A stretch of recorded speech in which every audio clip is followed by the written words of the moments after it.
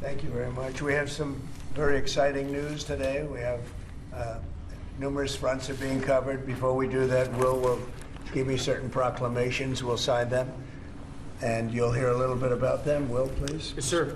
First, we have for your signature 5 official designations of special envoys. The first is Mr. Steve Witkoff, who's actually in the room, to be your Middle East envoy.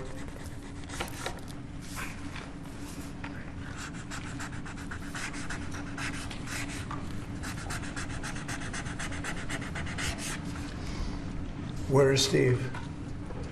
Right here, Mr. Steve Witkoff, everybody. Done a great job in the Middle East. Really great. But we'll see how it all turns out. It's complex, but I think he's going to do very well. Next, we have Mauricio Claver-Carron to be your special envoy to Latin America, sir. Okay, good man.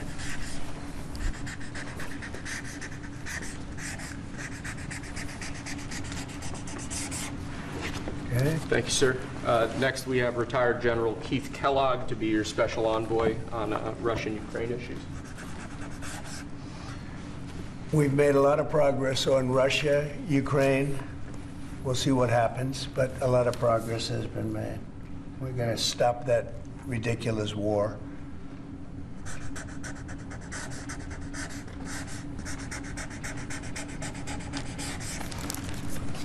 Okay. Thank you, sir.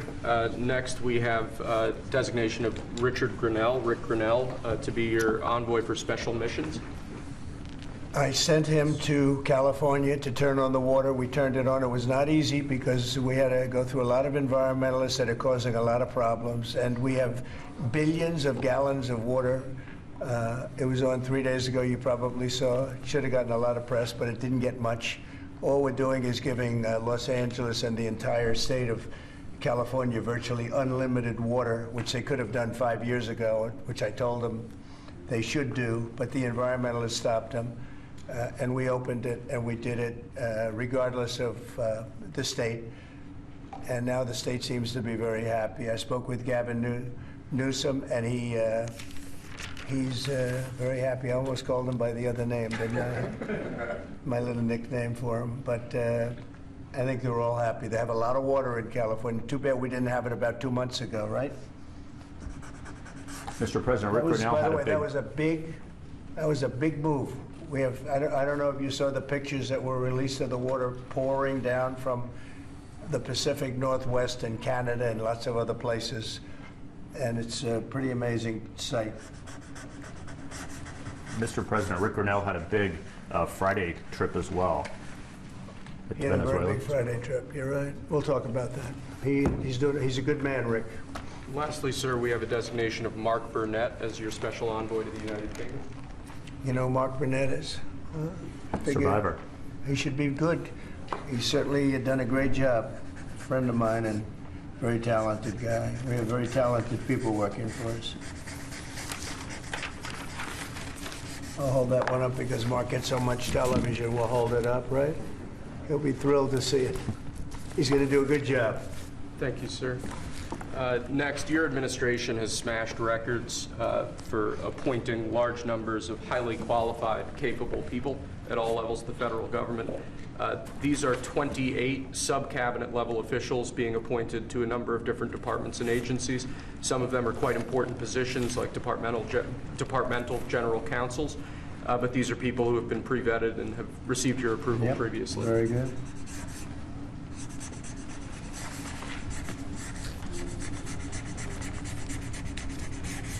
Okay. Thank you, sir. Next, this is an executive order. This charges your Secretary of the Treasury, Scott Bessent, and your Secretary of Commerce, Howard Lutnick, to begin a process that will hopefully result in the creation of an American sovereign wealth fund. It's a very exciting event. We're going to have a sovereign wealth fund, which we've never had. We have a lot of things that create wealth, and you're seeing that over the last 2 weeks. I think we've created more wealth. Other people have created de-wealth, the people, my predecessors. We're creating a lot of wealth. Scott, maybe you'd like to say something about it, and I'd ask also Howard to say something about it. Yes, sir. Very exciting. We're going to stand this thing up within the next 12 months. We're going to monetize the asset side of the U.S. balance sheet for the American people. We're going to put the assets to work, and I think it's going to be very exciting. We're going to study best practices as done around the world. It'll be a combination of liquid assets, assets that we have in this country as we work to bring them out for the American people. The extraordinary size and scale of the U.S. government and the business it does with companies should create value for American citizens. If we are going to buy 2 billion COVID vaccines, maybe we should have some warrants and some equity in these companies and have that grow for the help of the American people. So I bring all these things together. I think Scott and I will create an amazing sovereign wealth fund for you, sir. So other countries have sovereign wealth funds, and they're much smaller countries, and they're not the United States. We have tremendous potential in this country, tremendous. You're seeing that, what's happened just in a short period of time. And as an example, TikTok, we're going to be doing something perhaps with TikTok, and perhaps not. If we make the right deal, we'll do it, otherwise we won't. But I have the right to do that, and we might put that in the sovereign wealth fund, whatever we make, or if we do a partnership with very wealthy people, a lot of options, but we could put that as an example in the fund, and we have a lot of other things that we could put in the fund. And I think in a short period of time, we'd have one of the biggest funds, and some of them are pretty large, I must tell you. Some of like the Saudi Arabia fund is on the large side, but eventually we'll catch it. But we're going to create a lot of wealth for the fund, and I think it's about time that this country had a sovereign wealth fund, and these two gentlemen and some others are going to work with them very closely, and they'll be heading it up, and they're going to do a great job. Two highly respected people that have done unbelievably well in the world, in the real world. So that's a big deal, huh? Yes, sir. I think it's going to create value and be of great strategic importance. Mr. President, why is it important for Elon Musk to have access to the payment systems at Treasury? Well, he's got access only to letting people go that he thinks are no good if we agree with him, and it's only if we agree with him. He's a very talented guy from the standpoint of management and costs, and we put him in charge of seeing what he can do with certain groups and certain numbers. Some of the numbers are horrible, what he's found. Think of it, $100 million on condoms to Hamas, and many other things that are frankly even more ridiculous. And they're finding tremendous waste, really waste, more than anything else, I think you could say. Probably fraud and abuse can be added to it, the more standard waste, fraud and abuse. But they're finding tremendous amounts of really bad things, bad spending. You've been writing about some of it, frankly, and some of the things that they've been doing is just terrible. Elon can't do and won't do anything without our approval, and we'll give him the approval where appropriate. Where not appropriate, we won't. But he reports in, and it's something that he feels very strongly about, and I'm impressed because he's running, obviously, a big company. It has nothing to do with, there's a conflict that we won't let him get near it, but he does have a good natural instinct. He's got a team of very talented people, and we're trying to shrink government, and he can probably shrink it as well as anybody else, if not better. Where we think there's a conflict or there's a problem, we won't let him go near it. But he has some very good ideas, and we have a lot of very other talented people also. We're bringing in the most talented people in the world. By the way, we just unrelated, but we have two of the most talented people in the world, the legendary Rupert Murdoch and Larry Ellison. So they are two legends in business, publishing, and probably every other. Rupert is Larry pretty much in a class by himself, right? I mean, although you may have a couple of bucks more, I don't know, but Rupert is in a class by himself. He's an amazing guy, and Larry's Larry. Larry's one of the most serious players anywhere in the world, so it's an honor to have you. This has nothing to do with you people, but they're here, and I thought it would be appropriate. I'm sure you didn't recognize them. They're all going crazy. They say, what are they doing here? Thank you, sir. Mr. President, on Elon Musk. Is there any chance that Canada or China could also get out of the tariffs after you struck a deal with Mexico Well, today? nobody's out with Mexico. We had a great talk with Mexico, and we had President Sheinbaum is a woman. I like her very much. We've had good relationships, but we have to stop fentanyl from coming in, whether I like somebody or not, and we have to stop the illegal aliens from coming in. I think we've lost 200,000 people on average a year for many years, much higher than the 100,000, could be even closer to 300,000. And they've agreed to put in 10,000 soldiers permanently, like forever, 10,000 soldiers at their side of the border and stop fentanyl and illegal aliens from coming into our country. They have a big incentive to do. Other than that, we've agreed to talk and consider various other things. We haven't agreed on tariffs yet, and maybe we will, maybe we won't. But we have a very good relationship. I also spoke with Prime Minister Trudeau of Canada, and we had a good talk in the morning, but I did ask him a couple of questions, like, you know, banks aren't allowed to do business in Canada. Canada is very tough. Canada is very, you know, we're not treated well by Canada, and we have to be treated well. Banks are not, as an example, allowed. Did you know that? That banks, American banks, are not allowed to do business in Canada. Can you believe that?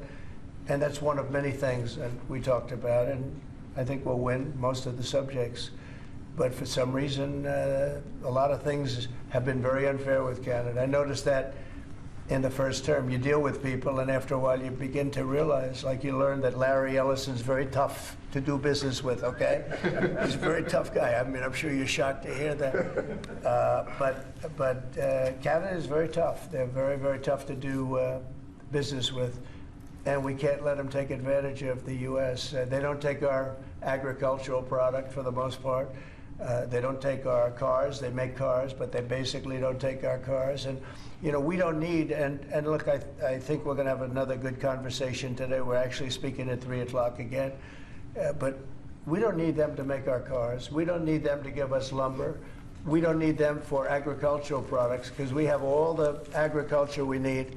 They don't take our agricultural product for the most part, our milk, dairy, etc. A little bit they do, but not much. We take theirs.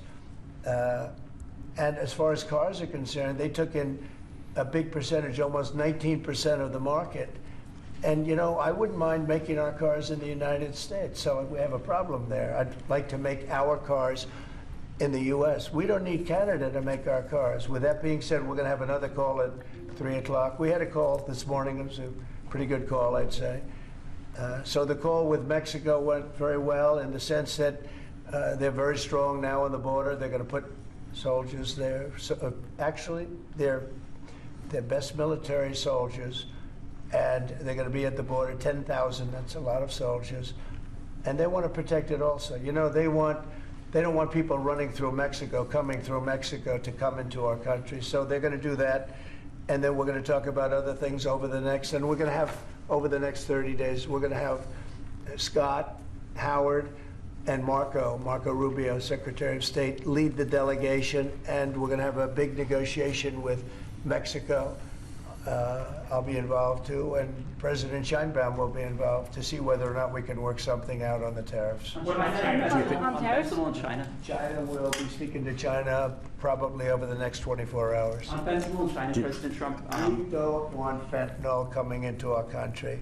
Now, we had another big thing, speaking of China. China's involved with the Panama Canal. They won't be for long, and that's the way it has to be. Marco just got back, as you know. He's in the process of coming back. I guess he's almost back by now. And he had a very long conversation with the leader of Panama, the respected man, and some others, the entire leadership group. And we're trying to work a deal on the Panama Canal. The Panama Canal was given foolishly years ago to, it shouldn't have been happened, years ago to Panama, like Jimmy Carter and the group. We lost 38,000 people building the Panama Canal, like one of the great wonders of the world. It's the biggest job we've ever built, the biggest project we've ever built in this country, dollar-wise and every other way. 38,000 people died, Americans, all men, just about, laborers and construction people. They went to Panama. The mosquito got them. Between mosquito and snakes, we lost 38,000 people. It was the most expensive project ever built by the United States. The biggest, most expensive project we ever built 110 years ago. If you bring it up to now, it would have been the equivalent of $2 trillion. The most expensive we ever built, and we gave it away for $1, okay? We gave it away essentially for nothing. And we either want it back, or we're going to get something very strong, or we're going to take it back. And China will be dealt with. And we didn't give that to China, we gave it to Panama. We shouldn't have given it to Panama, but Panama, as you know, has violated the agreement, totally violated the agreement. So that's in the process right now, but they did have a very good meeting with the head of Panama. But in terms of the tariffs on China, Mr. Tariffs President. on China, could you say your current thinking about whether China should be forced to pay reparations both for fentanyl deaths and the million COVID-19 deaths? I didn't talk about that, but they do have tariffs. Honestly, nobody, the amount of money that was lost and most importantly, the lives lost because of COVID is not something that anybody could ever even imagine. It's probably $60 trillion, and all the countries in the world don't have $60 trillion. The amount of death and the amount of destruction and the amount of money lost is probably $60 trillion. I had it figured by people about 3 months ago. It figured out. Nobody knows what the real number is, but it's almost an infinite number, the damage done. No, but I have not discussed that. What I have discussed is we'll have some good meetings with China. We have meetings planned, and we'll see what happens. But that was just an opening salvo. If we can't make a deal with China, then the tariffs will be very, very substantial. Okay, I'm going to sign this one. Sir, this is, you've obviously made making America healthy again a key priority of this administration. A key component of that is obviously heart health. This is a ceremonial proclamation declaring the month of February to be National Heart Month. Okay. I hear we're doing very well with nominations. We'll see, but it looks like we're doing very well with nominations. Mr. President, have you been involved with calling senators who had some concerns about Tulsi Gabbard or Yes. RFK? You have? Yeah, I've gotten great response. And they want to do what's right, and we've had a good response. I think we'll do well. We have great people like this. We have great people coming in. I'd like to say the best ever recruited for government. I think we have the finest people ever recruited for government. Will it take an act of Congress to... And you know what? You're starting to see that because we've done more in 2 weeks than Biden's done in 5 years, 6 years. They could be here between him and Obama. You add it up, okay? We've done more in 2 weeks than they've done in 12 years. Will it take an act of Congress to do away with USAID, or do you believe you have the legal authority to do that? No, not when it comes to fraud. If there's fraud, these people are lunatics. And if it comes to fraud, you wouldn't have an act of Congress. And I'm not sure that you would anyway. But we just want to do the right thing. It's something that should have been done a long time ago. It went crazy during the Biden administration. They went totally crazy, what they were doing, and the money they were giving to people that shouldn't be getting it, and to agencies and others that shouldn't be getting it. It was a shame. So tremendous fraud. But we'll be doing a report. We'll be giving you that report at the appropriate time. As you know, in the first term, though, USAID was something that you liked in some respects. I love the concept. Ivanka had some programs. Sure. I love the concept, but they turned out to be radical left lunatics. And the concept of it is good, but it's all about the people. Mr. President, you said you also want to impose tariffs on the EU. What kind of tariffs are you thinking about? Well, we have massive deficits with the European Union, massive, like $350 billion, if you can believe it. They don't take our farm product. They don't take our cars. They don't take almost anything, but we take their cars. We have millions of cars coming in, BMW and Mercedes-Benz and Volkswagen and just so many different cars, and we don't do anything about that. And we don't charge them tariffs. They make it impossible to sell cars in the European Union. They make it very difficult, agricultural product. They actually don't take it. And they have a lot of excuses. Some of them are the pesticides and the different chemicals used. And Bobby Kennedy actually is looking at that very, very seriously, because maybe it's not necessary to use all of that. You know, we want to be the healthiest country, and we're not. We spend more money on food than anybody else in terms of its creation, but we're not the healthiest country. So maybe there is something to the fact that we shouldn't be using so much chemical, and maybe that'll stop. But Bobby Kennedy is the one, because he is not a believer in all of the things we have done, and neither are the Europeans. So we'll see what happens. But they use it as an excuse not to buy our product. And I asked a couple of the leaders, I don't want to use names, but how many Chevrolets or Fords do you see in the middle of Munich? And the answer is none, because they don't take any cars. They don't take anything. So the European has abused the United States for years, and they can't do that. And they want to make a deal. Let me tell you, in all cases, they all want to make deals. There's nobody that doesn't want to make deals. They've been abusers, and they want to make deals. So we'll see about that. But we'll have, I think, some very fair. All we want is a fair deal. And you know, there's a word, reciprocal. I'd go right now, reciprocal tariffs on everybody, because many of the countries that you feel so horrible about the way they're being treated by Trump, you're saying, oh, President Trump is so terrible to them. Well, they charge us tariffs. European Union has a VAT tax, which is through the roof, okay? It's a similar thing, similar to a tariff. It's a VAT. And they have it, and it's numbers like you wouldn't believe. And Canada, I told you about the banks, and I told you they charge us. And people don't say that. They don't like to say it. Just like they don't like to say that I opened up the water for California. It's a great thing. It's too bad they didn't do it themselves. I had to do it, and it was not easy. We did it a very rough way, and I didn't like to do it a rough way. We shouldn't have to do it a rough way. But a lot of these countries that we're talking about, you know, they're so-called allies, but they don't treat us well. And just like I got $420 billion, and now it's actually over $600 billion. The Secretary General of NATO came in 2 weeks ago, and he said it was a miracle when Trump came in, when President Trump came into NATO. He said it was $636 billion by saying to them, no, you have to pay, and if you don't pay, we're not going to be there for you. You know, somebody has to say it, and they paid. And it was a large amount of money. And one of the problems we have with the Russia-Ukraine situation is that we wanted to see some equalization, because we're in for close to $300 billion, and they're in for $200 billion less. Why are they in for less? Because Biden never asked them for money. He never said, you got to pay. He never did. All he did is hand out money. So we're talking with them right now, and we're actually working some deals right now. So we have some guarantees and some other things to keep that whole situation to go, really going. I mean, going. We're telling Ukraine they have very valuable rare earth.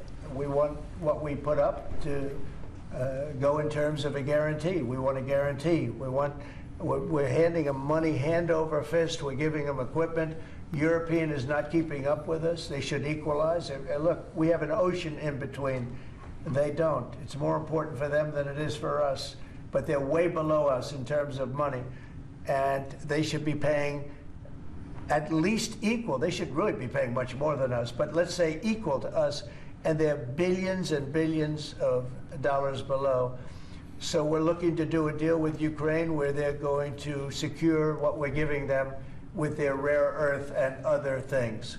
Mr. President, in terms of the deal with Mexico this morning, was that partially related to the market reaction and the criticism from Mr. Murdoch's own newspaper? He called it the dumbest trade war on the editorial page on Saturday. I'm going to have to talk to him. Was this market reaction or concern about I've been right the over the economy? Wall Street Journal many times. I don't want to pick a agree with fight him on here, some sir. things. No, it's not only is it Not them, you're going to see. You're going to see.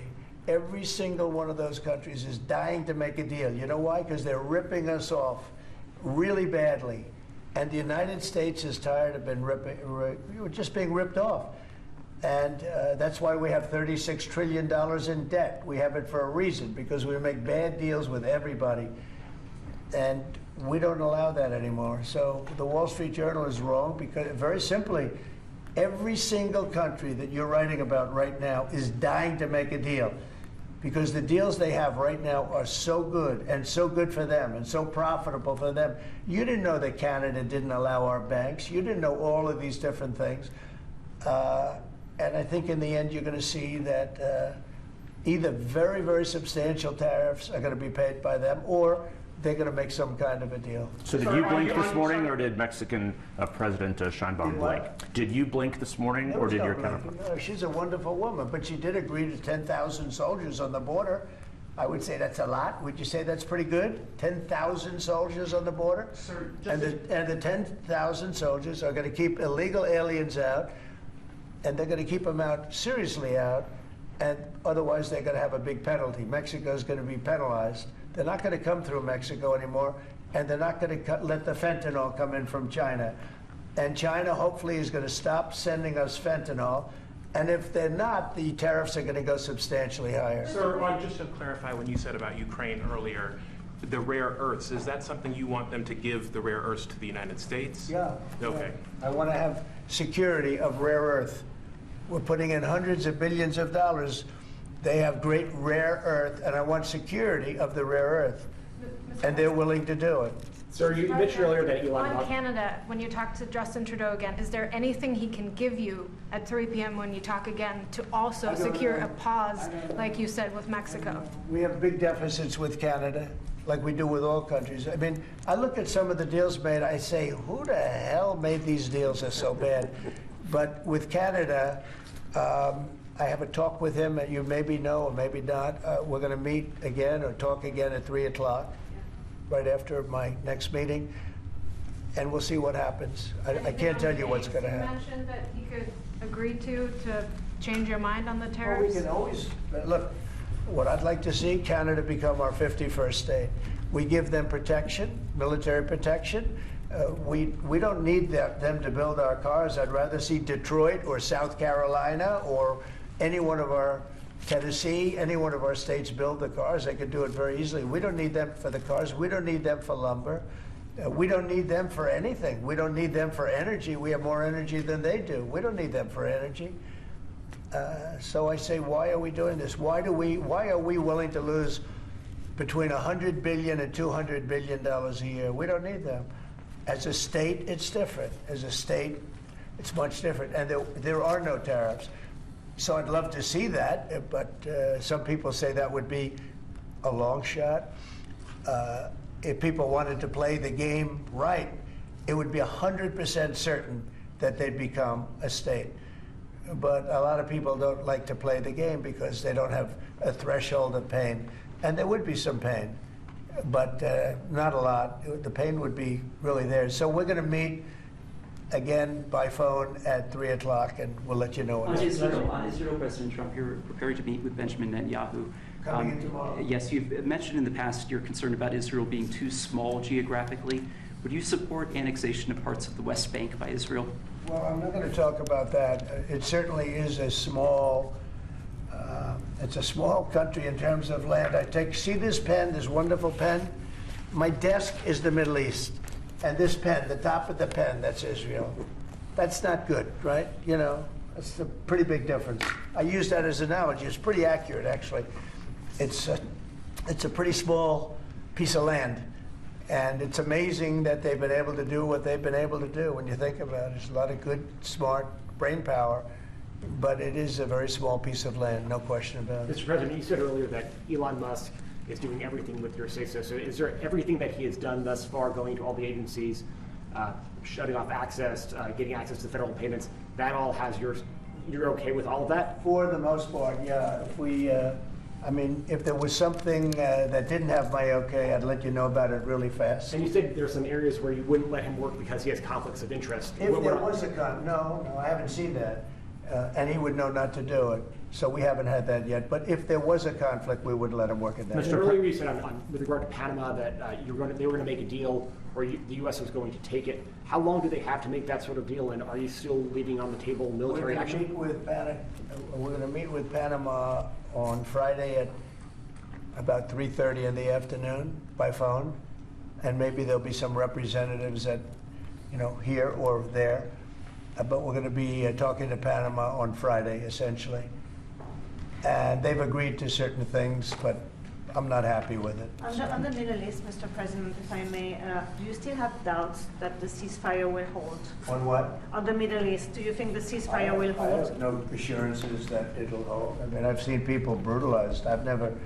Nobody's ever seen anything like it. No, I have no guarantees that the peace is going to hold. Steve, you might want to say something about that. Steve Woodcock. It's holding so far. So, and we're certainly hopeful, and that's the president's direction. Get the hostages out and save lives and come to hopefully a peaceful settlement of it all. So far it's holding. Mr. President, on a different topic, questionnaires have been going out to FBI agents across the country who were involved potentially in the investigation. Do you believe anyone involved at any level should be fired, sir? Well, I think the FBI was a very corrupt institution, and I'm a victim of it in a true sense. I was able to beat it, but other people have been treated horribly. I think the FBI had a great reputation. I think its reputation was really damaged badly, as is DOJ. Now, look at what they've done in terms of weaponization. Look at what they've done to a political opponent. Probably got me elected by what they did. But should the agents I think I was be doing fired? well anyway, but they might have got me elected. But you know what? We have to have pristine, beautiful, perfect law enforcement. And what we want to do, and Cash is the one to do it. He's the one guy that is going to do it. We have to bring the reputation of the FBI. We have to bring the fact of the FBI back to what it could be. Not even to what it was, even better than it ever was. Because who would have thought that the FBI could have been corrupted like they were corrupted? Who would have thought that would have happened? Who would have thought they would have been used to go after, political opponents, essentially, but me being the number one, and so many other things beyond that. And they've been hurt very badly, and we'll see what happens. But Cash is the one to do it, and I hear he's doing very well. Cash will straighten it out. We have great confidence that we can make the FBI great again. Mr. President, what do you Let's go one or two more. Tulsi Gabbard's nomination is Say it? Tulsi Gabbard Yeah, for intelligence. I think Tulsi's going to be doing okay. So I can't guarantee anything, but she's liked by so many people, especially people in the military and law enforcement. she has a little bit of trouble with some senators over her thoughts on Edward Snowden. I know Snowden, you've mentioned in the past you're thinking about pardoning him. Are you still, and what do you think about that criticism No, I of don't her? talk about it right now. I just, people feel very differently. Some people think he should be pardoned, and some people think it would be a terrible thing to do. But I don't get involved in that. Mr. President, what are you discussing with Mr. Murdoch and Mr. Ellison here today? Just respect. I have great respect for Rupert Murdoch. I disagree with him a lot of times with the Wall Street Journal, but that's all right. We've disagreed before, and I'm sure they didn't have any idea what they were talking about, because already you see what's happening. Look at Colombia. Look at what happened with that. Everybody said that with Colombia it was going to be a disaster. In one hour, everything was settled. You know why? Tariffs. Tariffs. Without tariffs, they wouldn't have been the same way. They would not have treated me the way they treated me, which was extremely nicely. And I don't want to use countries, I don't want to use names, but tariffs are very powerful, both economically and in getting everything else you want. Tariffs for us, nobody can compete with us because we're the pot of gold. But if we don't keep winning and keep doing well, we won't be the pot of gold, and then tariffs won't be so good for us. But when you're the pot of gold, the tariffs are very good. They're very powerful, and they're going to make our country very rich again. Thank you very much, everybody. Is the stock market, how's the market doing today? Do you think it responded well to Mexico? Thank you, press. Thank you, guys. Let's go. Thank you, guys. It ticked up after the Mexico Thank you, agreement. press. Thank you, press. Thank you, sir. Press. Thank you. Good to see you. Thank you, Ms. Move. Thank you very much. Thank you.